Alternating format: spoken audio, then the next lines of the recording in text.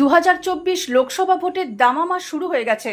কোনো রাজনৈতিক দল কেউ কাউকে 1 ইঞ্চির রাজনৈতিক জমি ছাড়তে রাজি নয়।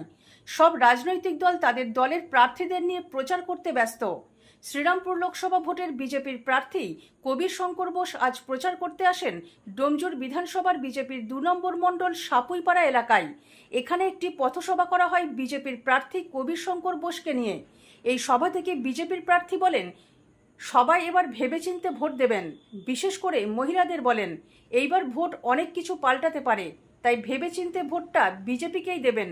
আরও কি বললেন আমাদের ক্যামেরার মুখোমুখি হয়ে আসুন শুনে নিই। ডোমজুর সাপুইপাড়া থেকে পাপ্পু মুখার্জির রিপোর্ট। এই দিনের আলোয় আপনাদের লক্ষ্মী ভান্ডার বলছে, আর সেই মা লক্ষ্মী, সেই মা দুর্গা, সেই মা কালী আমরা যেই সম্মান মা বোনেদের দিই, সেই মা বোনেদের রাতের অন্ধকারে বলছে তৃণমূল পার্টি অফিস এসো। এই হলো সন্দেশখালী।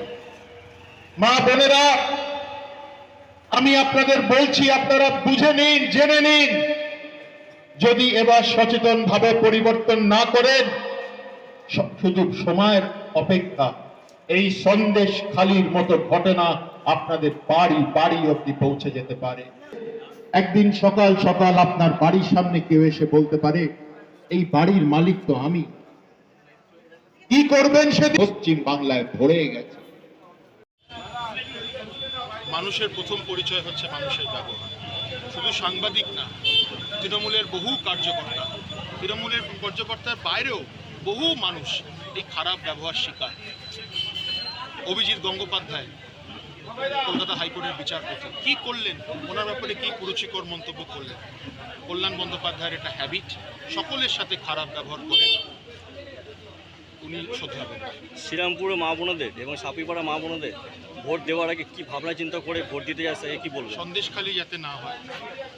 আজকে মা বোনেদের বিভ্রান্ত করে লক্ষ্মী ভাণ্ডারের লোভ দেখিয়ে তারা রাত্রির অন্ধকারে তারা সন্দেশখালী করছে, ধর্ষণ করছে। সন্দেশখালীর আগেও প্রচুর ঘটনা হয়েছে, কামদুনি হয়েছে, পার্ক স্ট্রিট হয়েছে, বড় বড় গ্যাং রেপের ঘটনা হয়েছে। এই হলো পশ্চিমবাংলার চিত্র। এখানে মহিলারা সুরক্ষিত না। মা বোনেদের বলবো যে এক ভারত শেষ ভারত, মোদিজির ওপরে ভরসা রাখুন। যেটা আইন শৃঙ্খলা বজায় রাখার জন্য মোদিজি দিল্লিতে, মোদিজির প্রতিনিধি এখানে আনুন, আপনারা দেখবেন ডবল ইঞ্জিনের মতো এখানে কাজ হবে। ভোটারদের কি আশ্বাস দেবেন শেষ মুহূর্তে? আপনারা এতদিন বঞ্চিত হয়েছেন, সেই ভুলটা আর করবেন না। আপনারা বিচার করুন। নরেন্দ্র মোদির ওপরে বিশ্বাস রাখছে পুরো ভারতবর্ষ। আপনারা সেই বিশ্বাসটা রেখে মোদিজি যাকে পাঠিয়েছে আপনাদের সেবার জন্য, তাকে নির্বাচিত করুন।